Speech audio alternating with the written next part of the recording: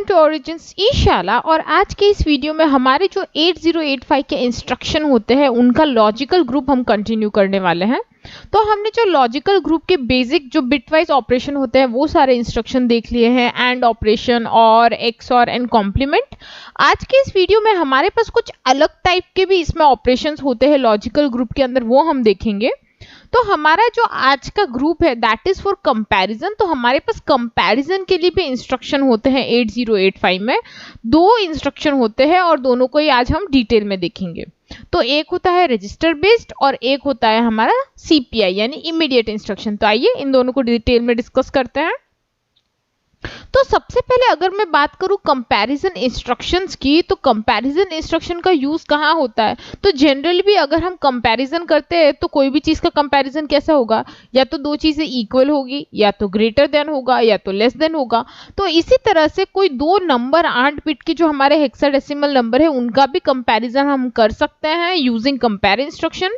यहाँ पे एक इम्पॉर्टेंट चीज ये होती है कि इसका जो असर होता है ज्यादातर, या तो हम बोलते हैं जो फ्लैग्स की बात करते हैं, या तो वहां पे सारे फ्लैग्स इफेक्ट होते हैं, या तो कोई स्पेसिफिक फ्लैग इफेक्ट होते हैं।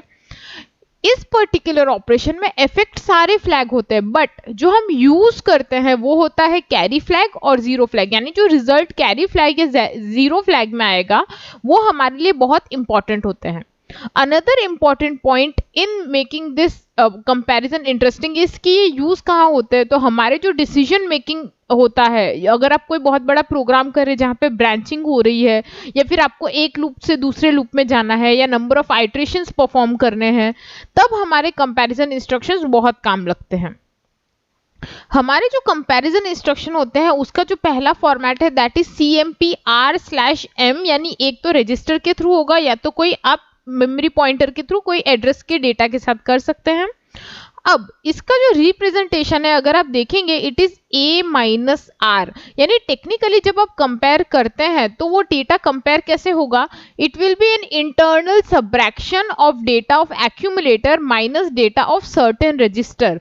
तो आपका जो भी एक्यूमुलेटर का डेटा होगा उसमें से कोई सर्टेन रजिस्टर यानी B-C-D-E-H-L आपने जो भी रजिस्टर रखा है उसका सब्ट्रैक्शन होगा, बट उसका जो आउटपुट है वो कहाँ पे जाएगा? तो हमारा जब इंटरनल सब्ट्रैक्शन होता है, हमने कमांड तो दी नहीं थी, तो यहाँ पे जो सब्ट्रैक्शन होगा उसके वजह से सिर्फ हमारा फ्लैग इफेक्ट होगा, आंसर कहीं स्टोर नहीं होगा। ये बहुत इंपॉर्टेंट होता है जब हम कंपैरिजन की बात करते हैं। यहाँ पे हर बार जैसे हम अरिथमेटिक ऑपरेशन में, लॉजिकल ऑपरेशन में बोलते हैं कि रिजल्ट एक्यूमुलेटर में जाएगा, पर यहाँ पे एक्यूमुलेटर का डेटा एज इट इज रहेगा पहले जैसा, बस जो हमारे फ्लैग्स है जैसे मैंने कहा था कैरी एंड जीरो फ्लैग वो इफेक्ट होंगे, और उसके अकॉर्डिंग हमारा जो भी चेंज करना है या फिर जो प्रोग्राम में हमें आइट्रेशन करना है वो हम देख सकते हैं। यहाँ पे अगर आप फ्लैग्स देखेंगे तो मैंने जैसे कहा दो फ्लैग इफेक्ट हो रहे हैं। इनका अगर वर्किंग मोड की बात करूं मैं, तो यहाँ पे हमारा जो एड्रेसिंग मोड जैसे होता है तो R के लिए तो रजिस्टर होगा, वाइल अगर M की बात करेंगे तो वहां पे हमारा इनडायरेक्ट एड्रेसिंग मोड होता है।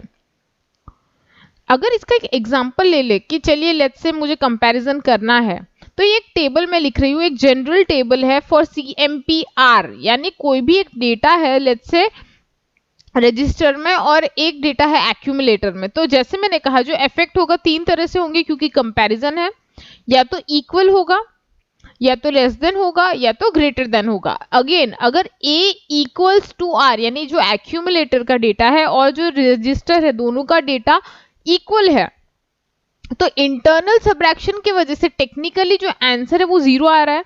तो आप यहाँ पे देखेंगे मैंने जैसे कहा था हम जो फ्लैग नोटिस करते हैं कैरी और जीरो, तो कैरी फ्लैग जीरो है वाइल जीरो फ्लैग 1 है, यानी it means it is showing कि जो भी मेरा आंसर है वो कंपैरिजन में इक्वल है। नेक्स्ट है A<R। तो इस पर्टिकुलर केस में हमारा जो फ्लैग है carry flag it is working as good as borrow flag because A-R कर रहे हैं। तो अगर लेट्स से A के अंदर कोई छोटी वैल्यू है, मे बी 5 है, और कोई रजिस्टर के अंदर 8 है, तो जब आप 5-3 करते हैं तो वहां पे जो आंसर आएगा 5-8 करेंगे जो आंसर आएगा दैट इज टेक्निकली -3। तो वहां पे इसलिए कैरी फ्लैग एक्टिवेट होता है because internally it is working as borrow flag. तो यहाँ से हमें पता चलता है कि A का जो डेटा है it is less than R, यानी जो भी रजिस्टर का डेटा है उससे इसकी वैल्यू कम है।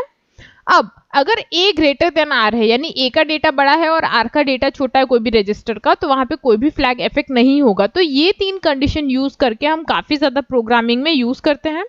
इसका एक टेबल ले रही हूँ, यहाँ पे मैं लेट्स से 2 रजिस्टर लिए हैं मैंने, आप देख सकते हैं A और B। तो A और B का जो डेटा है अगर आप देखेंगे, एक कंडीशन मैं ऐसे रख रही हूँ कि A के अंदर भी 59 है और B के अंदर भी 59 है। अगर ये दोनों का इंटरनल कंपैरिजन होगा तो ऑब्वियसली अगर सब्ट्रैक्शन करेंगे A माइनस बी तो आंसर आएगा 0। अगर आंसर 0 आएगा तो देखिए 0 फ्लैग 1 हो जाएगा।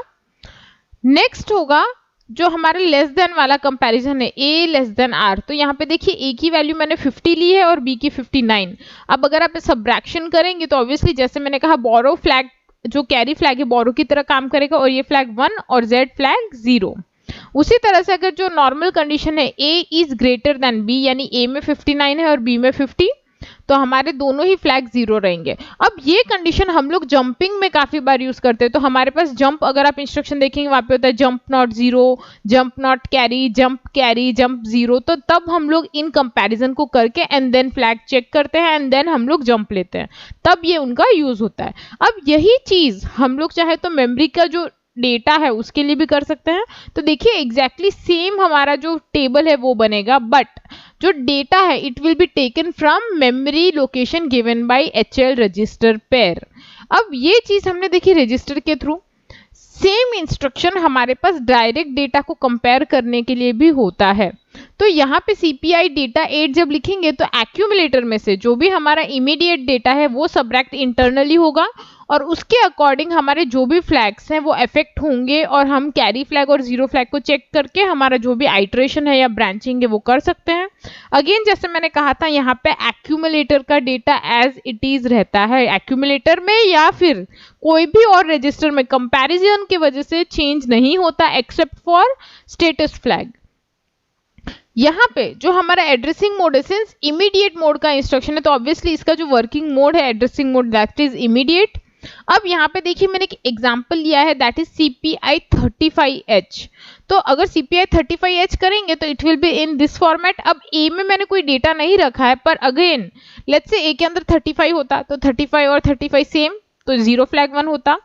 A के अंदर अगर कोई डेटा में भी लेट्स से 30 था तो उससे छोटा है 35 से, तो हमारा कैरी फ्लैग 1 होता, 0 फ्लैग 0।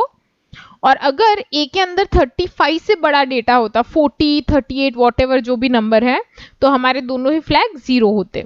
तो this is how our comparison instruction work. I hope आपको ये दोनों ही इंस्ट्रक्शन अच्छे से क्लियर हो गए होंगे।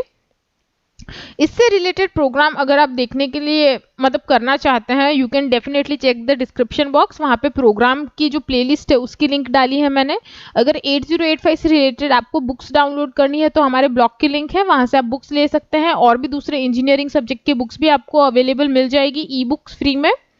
अगर आपको मेरा ये वीडियो अच्छा लगा है तो please do subscribe our channel Origins ईशाला। इसी के साथ नीचे लाइक का बटन होगा और नोटिफिकेशन आइकन होगा, क्लिक कर दीजिएगा तो आपको नए नए वीडियोस मिलते रहेंगे। And don't forget to share this video with your friends और क्लासमेट्स जिसको भी ये इंपॉर्टेंट है, काम लग सकता है। Till then bye bye, I will see you in the next video.